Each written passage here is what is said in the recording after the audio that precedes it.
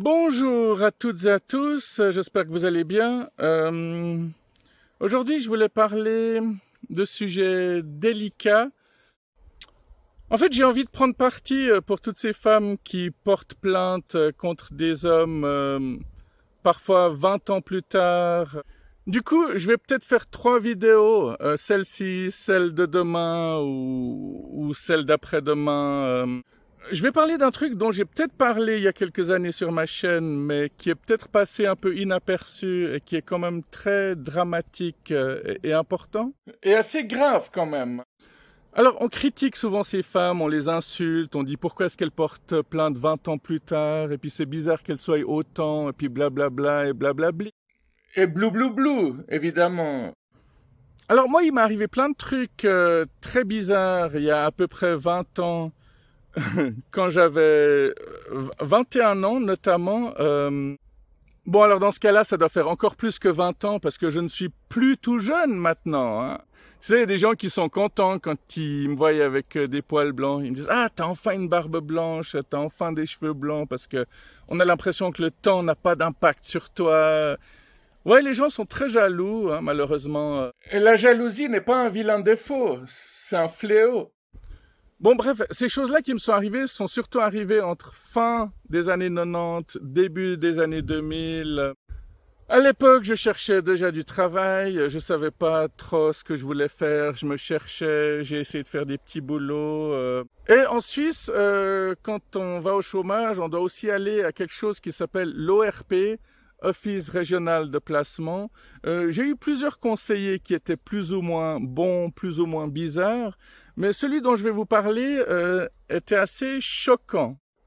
C'est quelqu'un qui ne comprenait pas pourquoi je ne m'intéressais à aucun métier, puis j'avais pas tellement de hobbies à l'époque. J'étais peut-être moins amoureux de la vie que je ne le suis maintenant. Et en fait, je vais pas vous parler de trop de détails, mais ce qui est important, c'est qu'un jour, ce conseiller ORP s'est intéressé à ma sexualité. J'avais 21 ans à l'époque, et puis il m'a dit « Oh, à votre âge, on doit vraiment avoir une sexualité très active. Hein. » Puis il m'a fixé dans les yeux comme ça, puis... ouais, il avait pas beaucoup de cheveux, il avait des lunettes, il avait l'air d'un vrai pervers, en fait. Non, mais c'est salaud de dire ça. Vous avez remarqué que souvent les pédophiles, on les représente avec des lunettes, avec des tics, et puis en fait, c'est dégueulasse parce qu'après on va traiter toutes ces personnes qui ont des tics. Enfin bref, je ne vois pas du tout de quoi tu parles. Et ce conseiller m'avait posé 3 questions qu'il n'aurait jamais dû me poser. Mais en même temps, s'il ne me les avait pas posées, je ferais pas cette vidéo aujourd'hui, ni demain. Ah, il recommence à pleuvoir, il va falloir que je fasse vite. Il m'a demandé... en fait, ce qu'il faut que vous compreniez, c'est qu'il pensait que j'avais une sexualité très active. Je sais pas quel impact ça pouvait avoir sur ma vie. Je sais pas, honnêtement. Maintenant que je réfléchis, je sais pas pourquoi il m'a posé ces questions-là.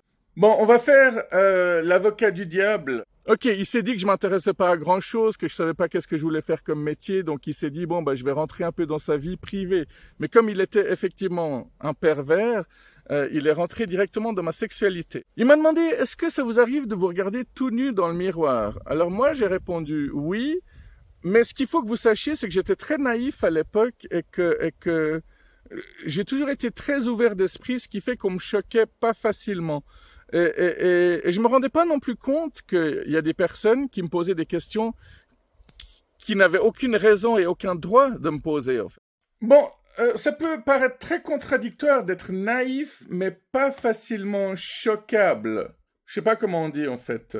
Non, c'est juste choquable. C'est juste que c'est pas un mot que j'utilise tous les jours. Donc, je peux être très naïf, mais pas très choquable. Je peux être très émotif, mais très froid. Je peux être tout et son contraire, en fait. Peut-être parce que je suis simplement très humain. Ouais, je suis pas encore un robot, désolé. Alors, cette naïveté, c'était un peu... je me disais, bon, vu que c'est un conseil au RP, il peut pas me vouloir du mal. C'est comme si tu te dis, bon, lui, c'est un prof, il sait ce qu'il fait. Lui, c'est un avocat, il doit forcément être intelligent. Lui, c'est un médecin, il veut forcément m'aider. Vous voyez tout ce genre de conneries qu'on peut imaginer, penser. Sa deuxième question, c'était est-ce que ça vous arrive de bander pendant que vous vous regardez tout nu dans le miroir? Alors là, n'importe qui de normal se serait déjà levé depuis longtemps. Les plus agressifs lui auraient déjà balancé un poing dans la figure, euh, etc. Bon, à la première question, il y a déjà des personnes qui se seraient braquées, qui auraient demandé des explications, mais qui se seraient aussi demandé est-ce que j'ai vraiment entendu ça? En tout cas, une personne normale, ce que je ne suis pas, heureusement ou malheureusement, j'en sais rien, j'ai toujours été neuroatypique et ce n'est que maintenant que je comprends pourquoi toute ma vie j'ai eu des réactions très bizarres ou qui n'étaient pas les réactions de la norme. Hein. Donc n'importe qui de normal l'aurait engueulé ou l'aurait remis à sa place poliment, de façon sec, précis et claire. Alors, certaines personnes veulent peut-être voir les limites, voir jusqu'où ça peut aller, mais c'est pas un jeu très sain. Parce que ça arrive très souvent que ça aille trop loin et souvent ça va trop vite et après c'est trop tard. On dirait que je fais de la prévention routière, non? Ma réponse avait été non. Non, il ne m'arrive pas de bander en me regardant nu dans le miroir. Euh, mais je ne comprends pas pourquoi il m'a posé la troisième question. Est-ce que vous vous masturbez en vous regardant tout nu dans le miroir? Alors là, j'ai enfin eu une réaction. J'ai dit, oh putain. Mais cette réaction-là, j'aurais dû l'avoir bien avant. Et ce qui est fou, c'est que lui, il a noté au stylo, il a dit, bien, au moins, vous n'êtes pas un narcissique. Question suivante, et je ne me souviens heureusement pas de la question suivante, mais pourquoi est-ce que je vous parle de ça aujourd'hui? C'est parce que, en y réfléchissant, je me dis, mais j'aurais envie aujourd'hui de porter plainte contre ce mec, même si c'est 20 ans plus tard. Peut-être que j'aurais sauvé d'autres personnes, peut-être que je l'aurais empêché de faire une connerie, peut-être qu'il est allé plus loin avec un autre, avec une des autres personnes qui devait suivre et conseiller. En fait, c'est pour ça qu'il faut toujours réagir. Mais le problème, et là où je veux en venir, c'est que quand on est un peu naïf et qu'il nous arrive ce genre de truc, bah, on remet tout en question.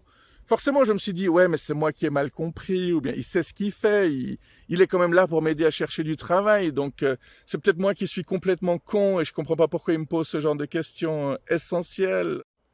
Il m'a fallu des années pour vraiment commencer à raconter ce genre d'histoire. Et les gens à qui je le racontais étaient toujours choqués. Et c'est là, plus les gens étaient choqués, plus je comprenais à quel point c'était grave. Et aujourd'hui, je me rends totalement compte de la gravité de ce qui s'est passé. Mais voilà, peut-être qu'aujourd'hui, si je porte plainte contre ce mec, 20 ans plus tard, ben, il y aura 20 autres personnes qui vont se rallier à ma cause. Et évidemment, les gens autour vont dire, ouais, pourquoi ils ont attendu 20 ans à l'époque, il s'est laissé faire, donc il était consentant. Mais voilà, une femme qui se fait violer, on va toujours lui demander, ou très souvent, malheureusement, t'étais habillé comment? Ouais, mais tu l'as quand même cherché. T'as, t'as vu comment tu lui as souri? T'en avais quand même un peu envie. En plus, t'avais mis un string rouge ce jour-là, quasi transparent. Tu l'avais pas mis juste parce que c'était joli, quand même. Et on arrive toujours à blâmer les victimes, à faire croire que les victimes sont le vrai problème, alors que les bourreaux, bah, finalement, on les défend en se disant, ouais, c'est pas si grave, on exagère quand même. Il peut pas être si méchant que ça, surtout s'il a sa place. Ah, je ne vois vraiment pas ce qu'il y a de drôle. Hein. Moi, je trouve ça d'une tristesse. Surtout s'il a une bonne place dans la société. Hein. S'il est médecin, avocat, c'est sûr qu'il peut se permettre ce genre de choses avant de se faire dénoncer. Enfin, aujourd'hui, plus tellement. Et heureusement. Non, ce que je veux dire, c'est qu'il y a de plus en plus de personnes aujourd'hui qui prennent conscience de choses importantes. Toujours pas assez, malheureusement, mais c'est déjà ça. Bon, bref, ce mec, je m'en souviens très bien. Je me souviens de son visage, je me souviens encore de son nom. Je crois que je me souviens de son prénom aussi. Je sais pas ce qu'il est devenu. Dans le meilleur des cas, il est mort. Hein, je pense pas qu'il est puni pour avoir fait ce genre de choses. C'est possible qu'il soit à la retraite, qu'il ait fui dans un pays comme l'île Maurice ou Madagascar, j'en sais rien. J'aime bien tous ces petits clichés de merde. Parce que, comme je vous ai dit, après, on va mettre toutes les personnes qui vont à l'île Maurice dans la case perverse. C'est Paraguay qui est un paradis pour les criminels. Si jamais il y a des criminels qui regardent cette chaîne, je donne des bons conseils pour tout le monde. Ne faisons pas de généralité, hein. Ne faites pas comme moi, parce que j'en fais quand même beaucoup, et puis je juge beaucoup aussi finalement, hein. Qui suis-je pour dire que je ne le fais pas? Parfois de plus en plus, en prenant de l'âge, malheureusement. Bon, j'espère juste que ce conseil ORP, quelqu'un d'autre a peut-être porté plainte contre lui, il s'est retrouvé au tribunal. Au moins ça.